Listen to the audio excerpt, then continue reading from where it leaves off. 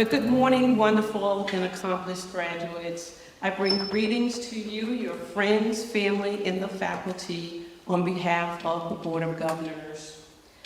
I am really excited to be here for so many reasons. First and foremost, I'm proud of you for completing this part of your learning journey and doing it at Antioch University. You committed your time and your resources to this journey, and here you are today with family, friends, faculty, mentors, supporters, as you transition to the next phase of your life. But secondly, I'm also excited because as Dr. Alexandra mentioned, I am a graduate of this program. And because of this, I can relate to what you might be feeling right now. I can relate to that great feeling of accomplishment. It was awesome. But I'm also familiar with the sacrifice, the revisions, that sound familiar? All the edits, the expense. And the question in your head right now asking, what now? That may be going through your mind.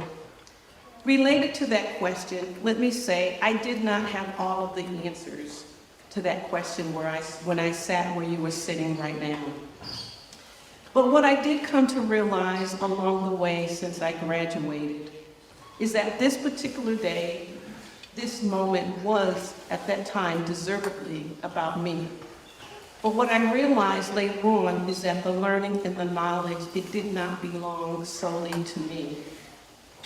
I share with you that this moment and this day is, yes, truly about you. But you're not done. This is not the end, this is actually the beginning.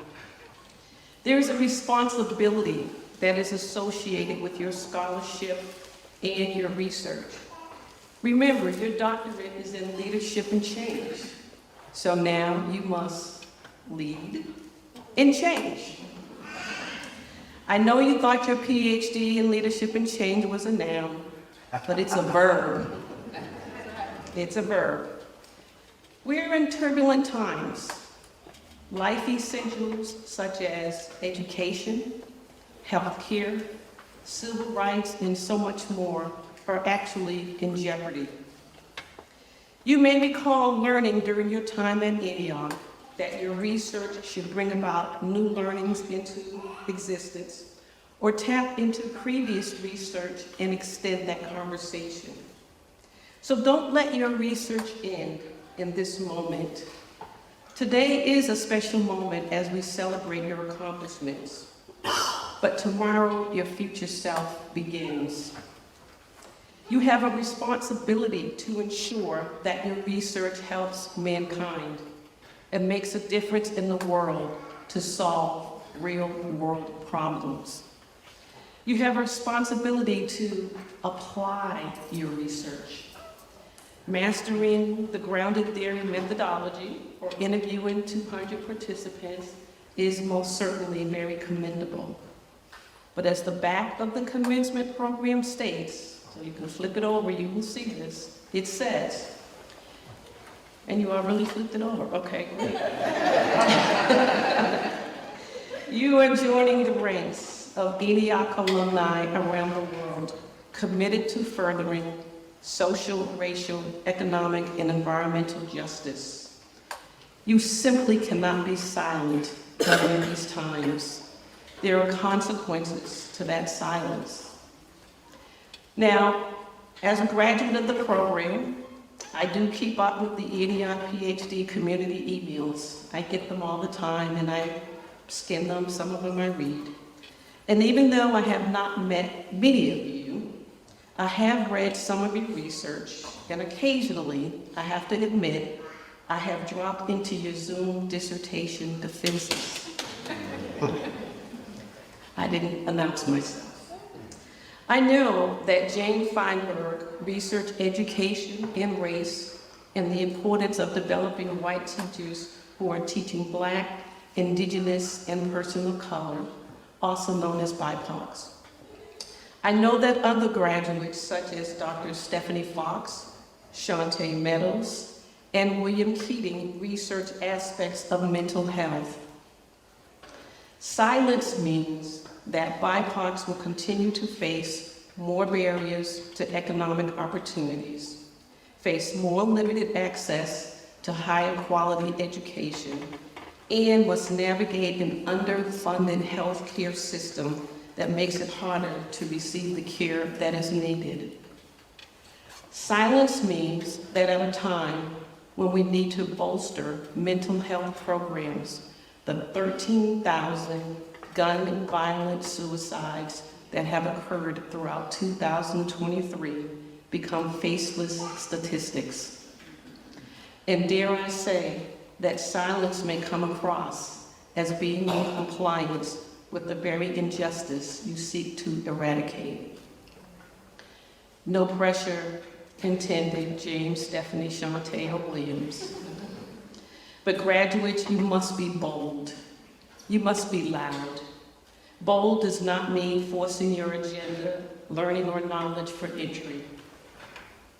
It means having a conversation without conflict, appreciating and respecting difference without creating indifference.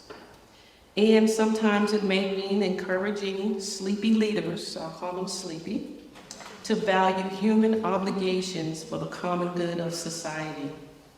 You must find opportunities to introduce or continue the discourse around your research, not just for people you like, or people who look like you, or think like you, or have similar degrees, but also for people you may have never considered. People who don't look like you, or think like you, or have any degrees at all. As an alum of this program and as a board and chair, I represent you. But you also represent me. Together, we represent a very long history of alumni, faculty, students, and activists who believe in social justice and uplifting mankind. A cohort of people who believe that we have a responsibility to our communities, to those who are disenfranchised and marginalized, or feel helpless or hopeless. I am very proud to stand here today and congratulate each and every one of you on behalf of the Board of Governors. I truly am. I was saying to Dr. Alexander earlier, this is truly the best part of serving on the board, and I mean that honestly. But I leave you with this charge. When you selected Antioch University, you accepted our values and committed to being a vehicle against the systemic forces that fuel injustice and inequity. As you go forth, be loud, be proud, enjoy and relish in your accomplishment. You earned it. But don't be silent. The consequences are far too great. Congratulations, graduates. This is your moment. Thank you.